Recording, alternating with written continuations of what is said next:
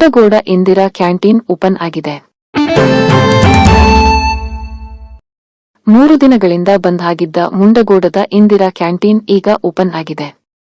ಬಡಜನರ ಹಾಗೂ ವಿದ್ಯಾರ್ಥಿಗಳ ಪಾಲಿಗೆ ವರದಾನವಾಗಿದ್ದ ಇಂದಿರಾ ಕ್ಯಾಂಟೀನ್ನಲ್ಲಿ ಸಿಲಿಂಡರ್ ಕೊರತೆಯಿಂದಾಗಿ 3 ದಿನ ಬಂದ್ ಆಗಿತ್ತು. ಸಿಲಿಂಡರ್ ಕೊರತೆಯಿಂದಾಗಿ ಪಟ್ಟಣದಲ್ಲಿರುವ ಇಂದಿರಾ ಕ್ಯಾಂಟೀನ್ 3 ದಿನಗಳಿಂದ ಬಂದ್ ಆಗಿದ್ದರಿಂದ ಕೂಲಿ ಕಾರ್ಮಿಕರು, ವಿದ್ಯಾರ್ಥಿಗಳು ಹಾಗೂ ಬಡಜನರು ತೀವ್ರ ತೊಂದರೆ ಅನುಭವಿಸಿದರು. ಈಗಾಗಲೇ ರಾಜ್ಯ ಸರ್ಕಾರವು ಇಂದಿರಾ ಕ್ಯಾಂಟೀನ್ಗಳಿಗೆ ಸಮರ್ಪಕವಾಗಿ ಸಿಲಿಂಡರ್ ವಿತರಿಸಬೇಕೆಂದು ಅನಿಲ ವಿತರಕರಿಗೆ ಸೂಚನೆ ನೀಡಿದ್ದನ್ನು ಇಲ್ಲಿ ಸ್ಮರಿಸಿಕೊಳ್ಳಬಹುದು.